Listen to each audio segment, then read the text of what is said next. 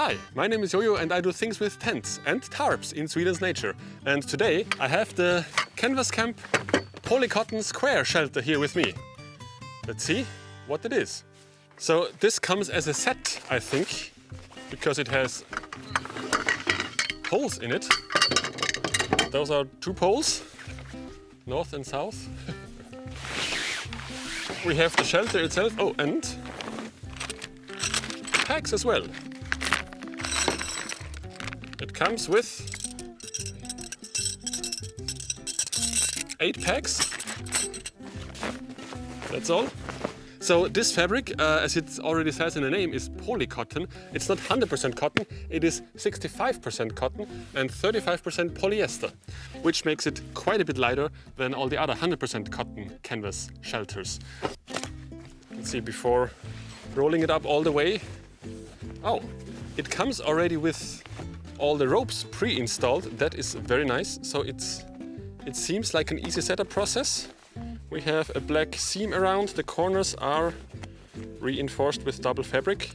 Very nice. And we have quite strong metal poles. So the dimension of this is 3.8 by 3.8 meters.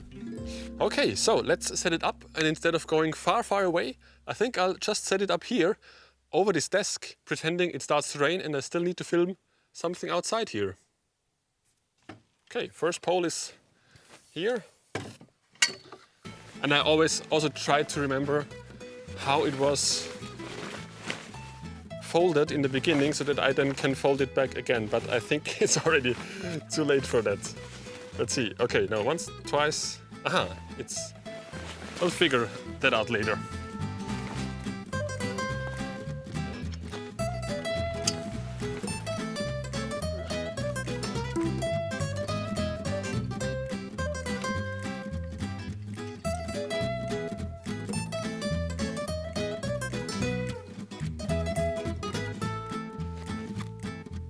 Very nice.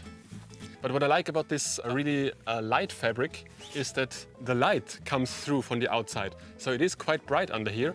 And so I think it's a perfect extension for the summer. If you are in a tent that is maybe small, where you cannot stand inside, where you maybe just can sit upright, that you have an area outside where you can stand up straight. It's big enough that you can have, I don't know, 4 people sitting here, maybe a little table, a little kitchen area. So I think it's a good addition for the summer to protect you from the sun and some light rain as well.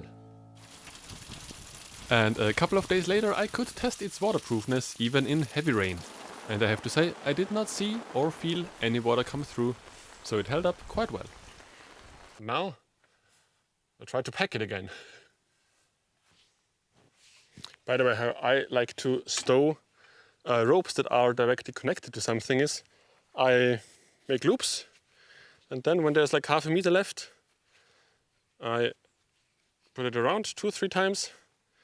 And with the remaining part, I'll put that through all of these, like this. And then 1 time over and give it a tug. And then that's neatly connected. And the next time you can just flip that up again, pull it out and have the rope going again.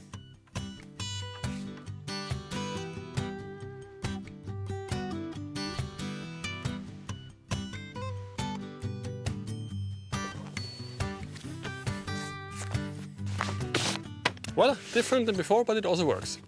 Thank you very much for watching and I hope you spend a lot of time in nature. Bye!